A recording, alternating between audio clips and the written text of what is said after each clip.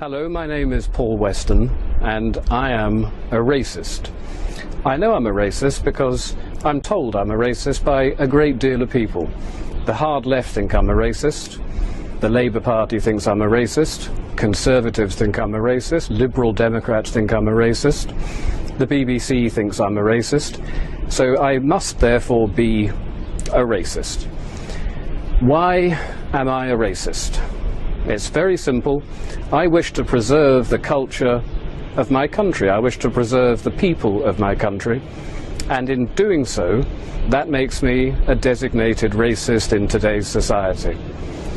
Now, this is something that's been moved by the left. The goalposts have been moved by the left a considerable distance on this. In order to be termed a racist 30 or 40 years ago, you had to actively dislike foreign people. Now, I don't dislike foreign people.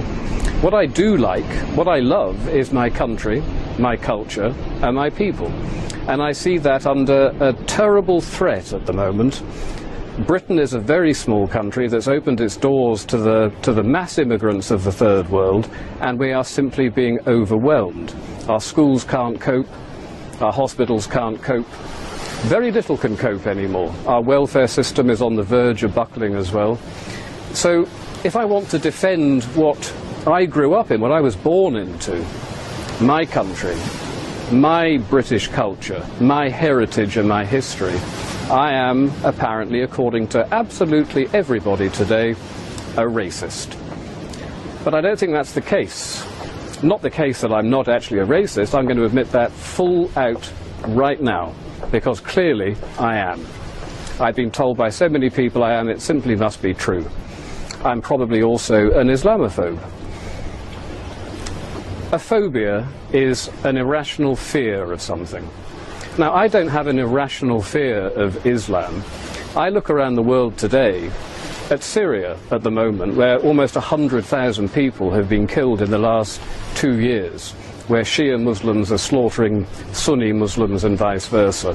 I look at places like Indonesia and Egypt and China and the Philippines. Everywhere you look, you see problems with Islam. And they're violent.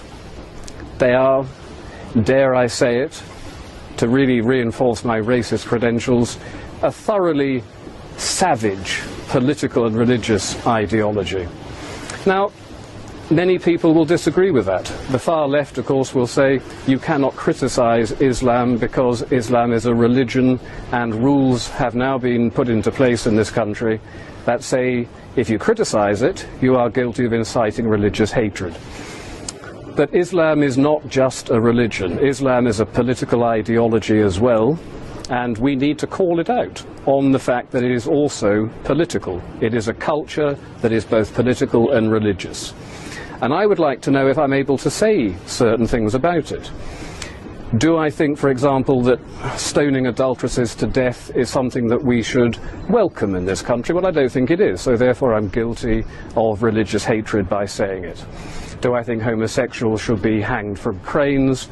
No, I don't. I think it's backward, I think it's savage, and I think the people that do it are beyond the pale, quite frankly. And I'm not allowed to say these things because, of course, I'm again inciting religious hatred. So not only am I a racist, I'm also a religionist, apparently. But I'm not. You know, we have a huge problem in this country that is not going to go away. It's going to get worse and worse and worse. We as a people are declining as a demographic, and the Islamic population is growing 9 times faster than any other. And when I look to the future, I see a full-blown religious civil war occurring in this country. The unthinkable things that are going on in somewhere like Syria today will happen in this country before 2040, certainly before 2050.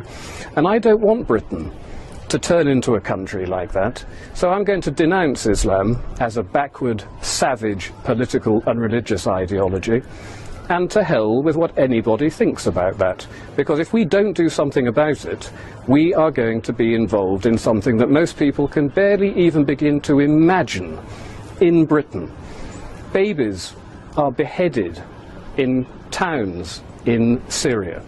The idea this could happen in somewhere like Surbiton or even Eaton Square is simply impossible to think for most people, but it is going to happen. It really is going to happen. So we need to denounce it for what it is, and we need to start mounting some sort of defence against this. But the trouble with mounting a defence against it is that you get hit with the racist accusation. I'm not a racist, but. Well, here's the thing, I am a racist.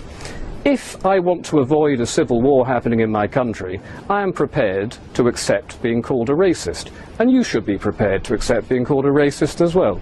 Let's all just say, yes, we're dreadful, dreadful racists, and let's start denouncing an ideology that is the most primitive, backward, savage ideology that we've willfully imported into this country by the left, by people like Tony Blair, who did it deliberately in order to undermine our culture, our people, our country, my country. They did it deliberately. And then they said, you're not allowed to actually argue with us about this. Well, I'm arguing with you about this, Mr. Blair, and I'll tell you something. You denounced, you repealed the treason law shortly after you came into power. I think you committed treason, Mr. Blair. I think you committed treason when you said we are going to import the third world in order to rub the noses of the right in diversity. To me, that's treason. Your principal duty is to uphold the best interests of the people of this country. The idea that you deliberately set out to undermine us and to subvert us is an act that's criminal. It doesn't matter that you repealed the laws, those laws can be brought back. And one day, Mr. Blair, you will be tried for treason, along with the rest of your cabinet and every single high-ranking Labour politician that allowed this criminal act to happen. And I'm going to tell you this. It doesn't matter that you can perhaps prosecute me for racism or inciting religious hatred. I don't believe in that. I believe only in one thing, the defence of my country, the defence of my people, the defence of my culture. And everything else can just go to hell. I am a racist.